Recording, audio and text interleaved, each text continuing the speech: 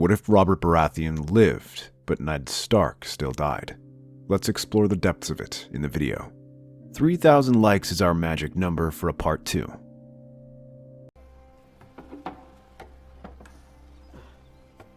In the name of Robert, of the House Baratheon, first of... you know how it goes. Fill in the damn titles. I hereby command Eddard of House Stark, titles,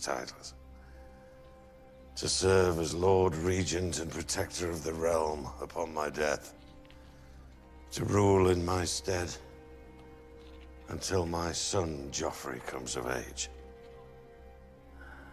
Ned watches mournfully as Robert closes his eyes and drifts off to unconsciousness. When Pycelle checks on him, he announces that the king has slipped into a coma. Though he lives, it is impossible to tell when he will wake up, if at all. Hearing that his friend still lives is heartening, but Ned knows there is little time to delay. He gathers his men and tries to secure the succession while he can, even going so far as to trust Littlefinger with gathering the Gold Cloaks to his side. It is bold and desperate, but it is all he can do. Should the king never wake, then it is up to him to secure the throne from Cersei. However, these plans fall apart as the queen has already prepared for this, and Littlefinger betrays Ned, leading to his defeat, capture, and eventual execution. Though the Stark army is on the warpath and even managed to defeat the Lannisters in battle, it seems like all is secure in the capital at least.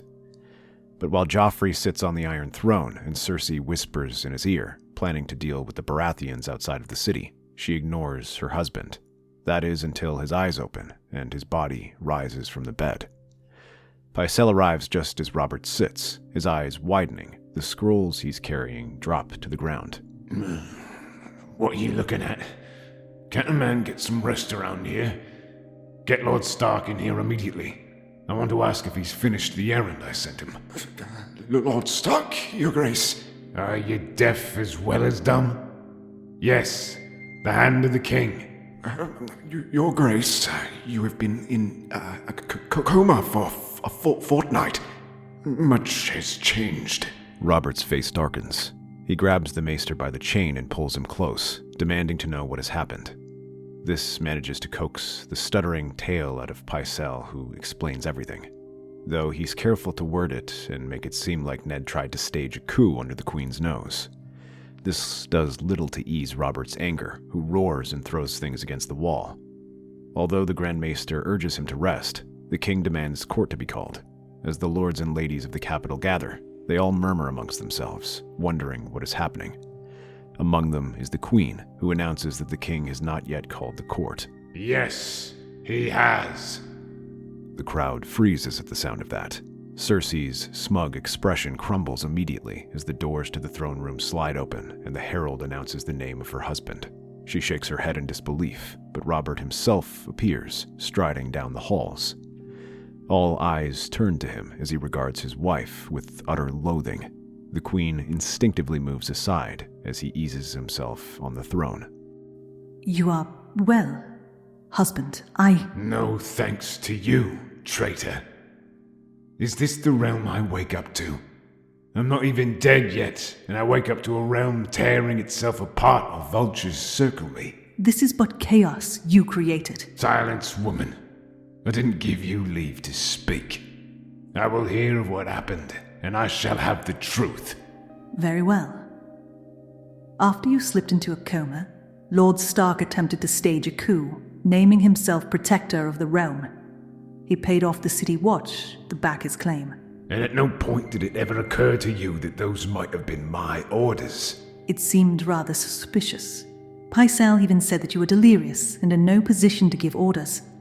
We believed he was taking advantage of the state you were in. The more Cersei talks, the greater Robert's fury grows. He announces that the Starks and his brothers are to be pardoned. Meanwhile, the Queen Mother and the royal children are to be detained in the Red Keep while Robert decides what to do with them. The Gold Cloaks hurry to obey and reaffirm their loyalty to the king. Aside from that, Robert decides to summon Stannis to court. He first sends a raven, but then decides to send someone personally and orders one of his few trustworthy Kingsguard, Ares Oakhart, to journey to Dragonstone and summon Stannis personally, telling him to sail to King's Landing immediately. Meanwhile, Balon Swan is sent south to summon Renly immediately. However, while the Gold Cloaks are momentarily cowed, Lord Janos Slynt knows how precarious his position is. His lordship and control over Harrenhal all depend on his favor with the Lannisters. In the dead of night, he and a group of his most loyal men break into the Red Keep and free Joffrey, spiriting him out with the help of Sir Preston Greenfield. They slay his guards and make their way out of the city. They nearly succeed with Cersei herself, but Barris and Sir Meryn are both caught by Sir Mandon Moore, who kills them. When he hears of the news, Robert makes his decision. Cersei is executed outside the Red Keep in full view of the small folk. While this sends a powerful message that the king is alive and strong, it also means there can be no peace with the Lannisters. However, Robert's position in King's Landing is far from secure. Though Cersei herself is gone, her supporters remain.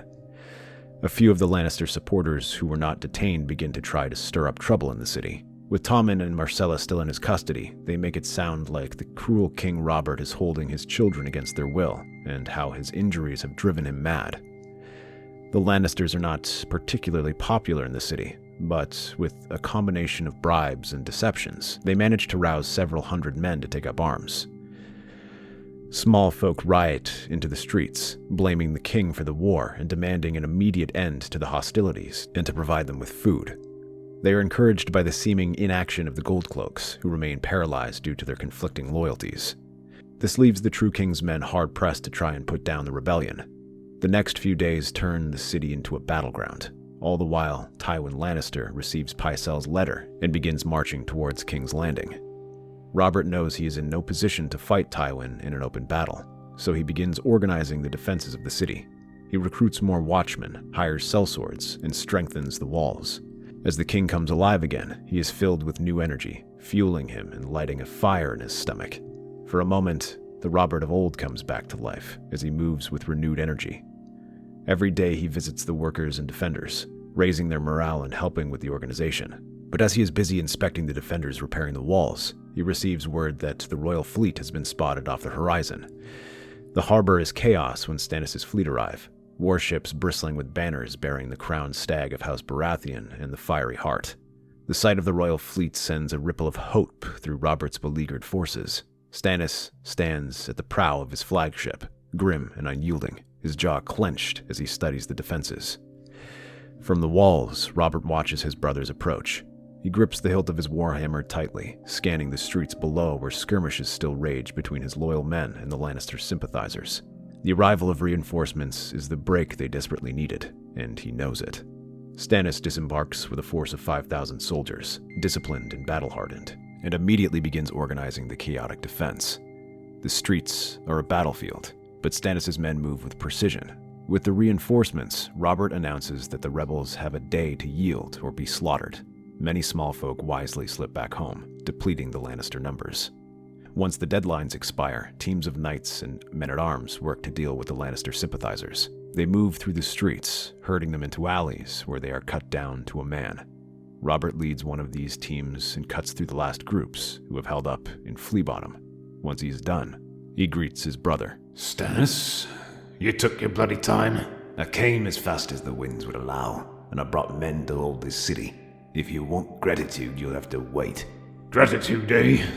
Let's see how your men fare first. With Stannis' reinforcements securing the streets, order begins to return to King's Landing. Lannister loyalists are rounded up and summarily executed. The Gold Cloaks, emboldened by the arrival of the fleet, abandon their hesitation and throw their weight behind the true king. Slowly but surely, the riots are quelled, though pockets of resistance remain. Meanwhile, word arrives from the south as one of Renly's messengers arrives accompanied by Balon Swan and a small contingent of Stormlanders. He is marching north with a host of his own. Already Renly is leading a large force of cavalry at full speed.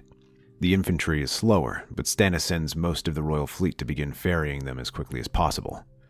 But these efforts are not fast enough. Scouts report that the Lannister forces are just days away. However, they do not attack right away. Tywin first offers terms. He will withdraw his forces and pledge peace, even handing over Joffrey if Tommen is recognized as heir. It's a clever ploy. He'll do whatever it takes to hold on to power, even if it means sacrificing his grandson.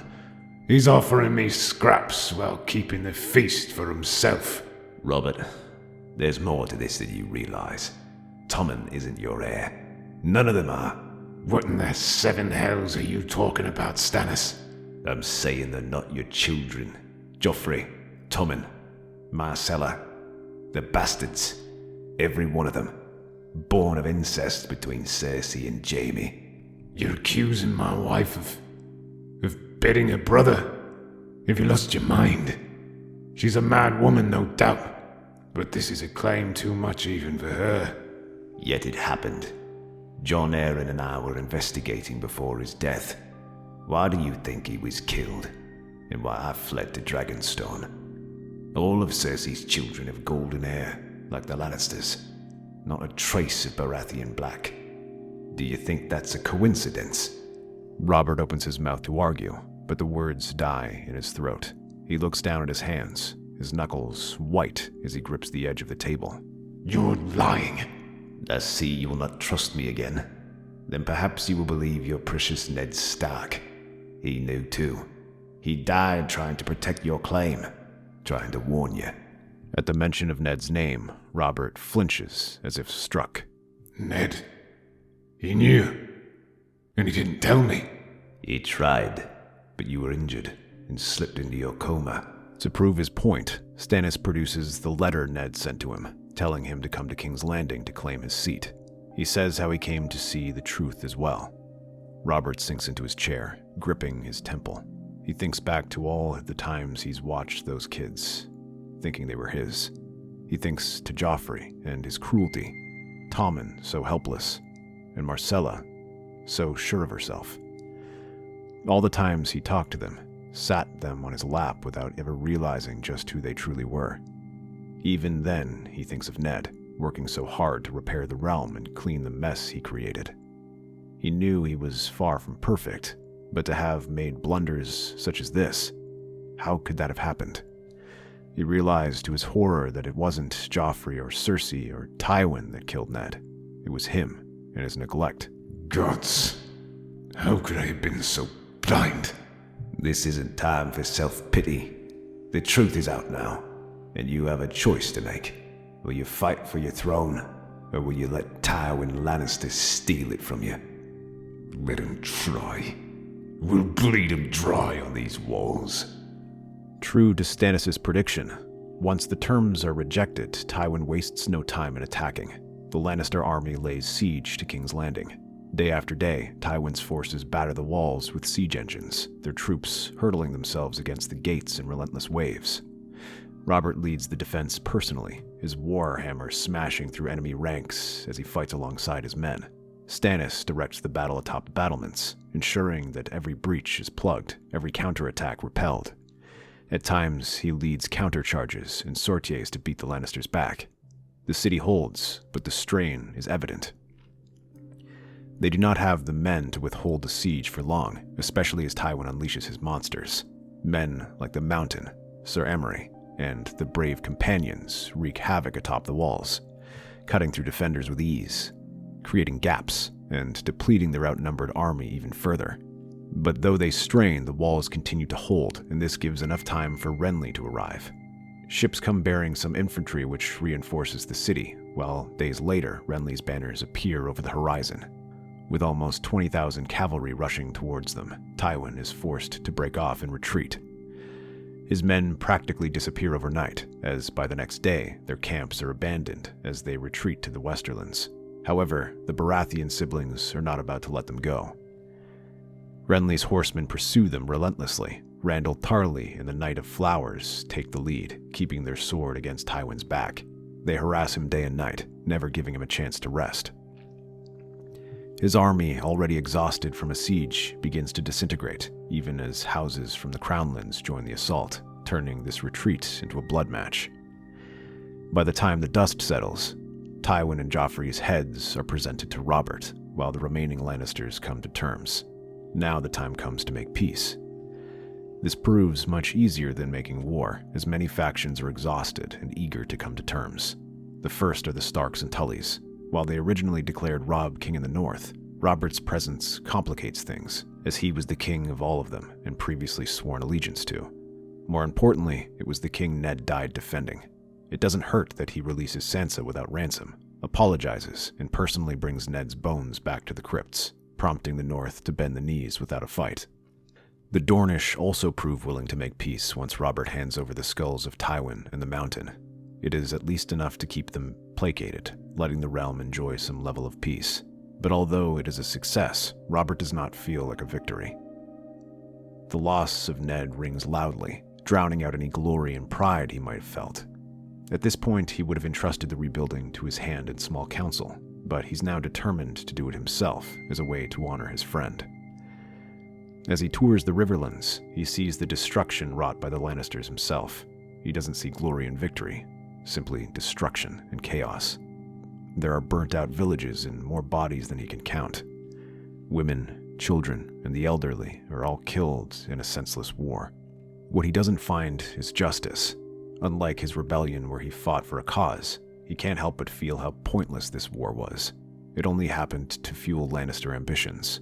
But while that might have gotten his blood boiling, he remembers they only grew so powerful because of his neglect.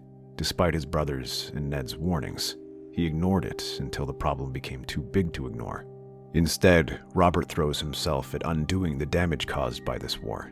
He pours resources into repairing the realm, fixing septs and villages, punishing those responsible for the raiding, and ensuring the Lords of the Seven Kingdom are doing enough to help people rebuild. This is thanks to the watchful eye of Stannis and Renly, who advised their brother.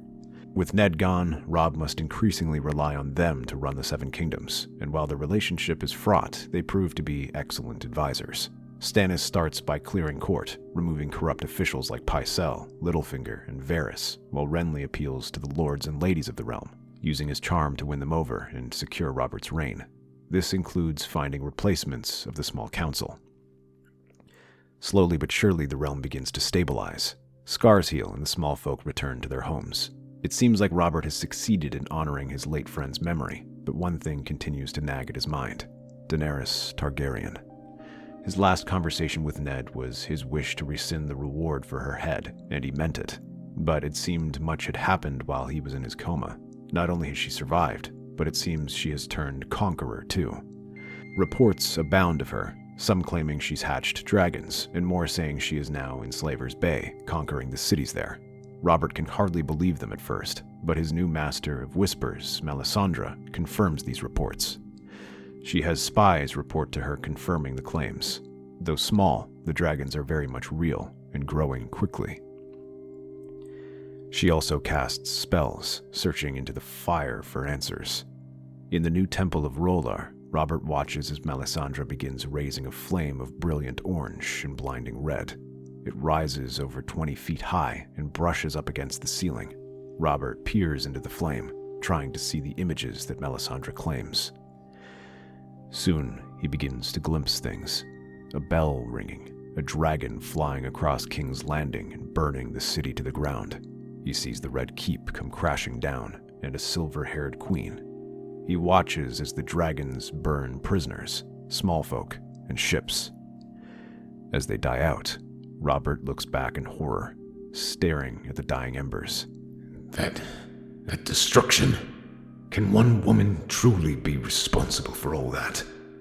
The flames reveal the future, but not the path. Much can be done to prevent this from happening. That is why I am here, to serve the good of man. And we must do everything we can to prevent this from coming to pass.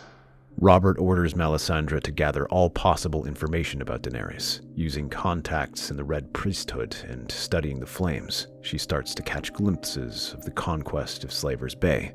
She sees her army, thousands of Unsullied, augmented by a horde of freedmen, sellswords, and other followers.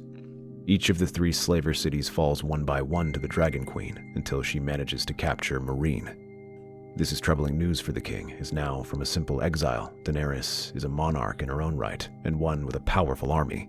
Although he tries to have Melisandre glimpse her intentions, the flames prove less reliable here. However, unknown to them, her rule is far from secure.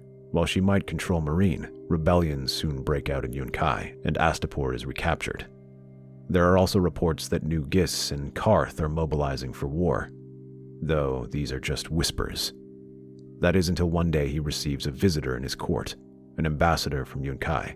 Your Grace, King Robert of House Baratheon, first of your name, protector of the realm, I come before you as a humble servant of Yunkai, the Yellow City, with a plea most urgent. Get on with it then. I've no time for flowery speeches.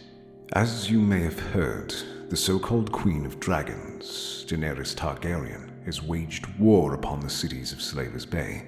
He has laid waste to Astapor and threatened Yunkai, but now she has claimed the greatest of them all, Meereen.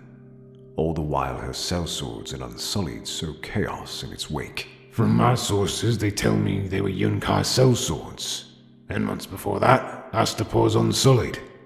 It seems you need to keep your troops under control. The Yunkish ambassador's face darkens as he barely holds back a curse. Robert watches him closely, almost wishing he'd say it. They have been dazzled by her dragons, and won her allies through treachery. You know of Targaryen's treachery more than anyone. That is why the wise masters come to you, humbly requesting the aid of the Seven Kingdoms against this usurper. If left unchecked, she will turn her eyes westward, and her dragons will darken the skies over your lands. Surely it is in the interest of your great kingdom to strike at this threat while it remains across the narrow sea. What exactly is it you're telling me, Ambassador? Gold? Ships? Men? We seek your support in any form you deem appropriate. Your reputation as a warrior and a protector of your people is known even in the far corners of Essos. We know of the great battle where you heroically slew the mad Prince Rhaegar, who stole your beloved. You don't need to tell me about the trident. I lived it, Ambassador. I didn't risk my life and kin on that river for a whim. I did so because there was justice to my cause. But if I sail to Slaver's Bay, what shall I be doing? Helping you throw thousands back into bondage? If you know so much about my realm, you know that we do not deal in slavery. And in preventing this evil, you will allow a greater one to thrive? She has dragons, ones she is willing to unleash upon her foes. For now they remain small, but what should happen when they grow larger? No, the only option is to stop them now, while they remain small. Very well. I'll not dismiss your words outright. Let it never be said that Robert Baratheon doesn't consider all sides before making a decision. Armies take time to mobilize, and you have allies. Yes, Karth and New Gis, as well as... Very well. I will make my decision once they have their armies ready. Until then, I shall remain out of this war. This puts Robert at a crossroads. If there was a coalition against her, then Westeros could take part and ensure that she could never challenge his rule in the Seven Kingdoms. But at the same time, is he prepared to drag his kingdom into war when he is not even sure she intends to invade? There is much to consider, and still much he doesn't know. Melisandre doesn't have the capability to see all of this, prompting Robert to go for a more traditional method, sending an ambassador to meet with the Queen. The task falls on Renly, who is sent to Slaver's Bay to learn more about Daenerys and to ascertain the possibility of creating a peace deal with her. Robert instructs him to do everything in his power to prevent war, even offering a formal apology for the assassination. However, the words of the Yunkish weighed heavily on his mind. He thinks of his visions and orders Stannis to prepare a naval squadron and mobilize a small army ready to march at any point in the coming months. However, whether they will march for or against the Dragon Queen is another question. Robert watches as Renly boards one of the war galleys and sails off. However, as he disappears into the narrow sea, Robert thinks back to the Iron Throne, and he receives reports from the north. A wildling horde was marching towards the Wall. Though its forces were smashed by Robb Stark and Jon Snow, they received troubling reports from captured wildlings. The White Walkers have returned. They warn that they are starting to stir all across the lands beyond the north. The wildlings are fleeing from them by the thousands, and the Night's Watch urges the Seven Kingdoms to prepare. Suddenly, Robert finds himself laughing, a cold, bitter sound that echoes across the empty throne room. So, this is what it means to be king. To see your realm on the verge of being destroyed by ice and fire. 3,000 likes gets part 2 made. Let's get it quick. That's our theory. Westeros is a land filled with exciting stories and possibilities, and we love exploring them. If you want to accompany us on this journey across the 7 kingdoms and beyond, then please like, share, and subscribe to our channel.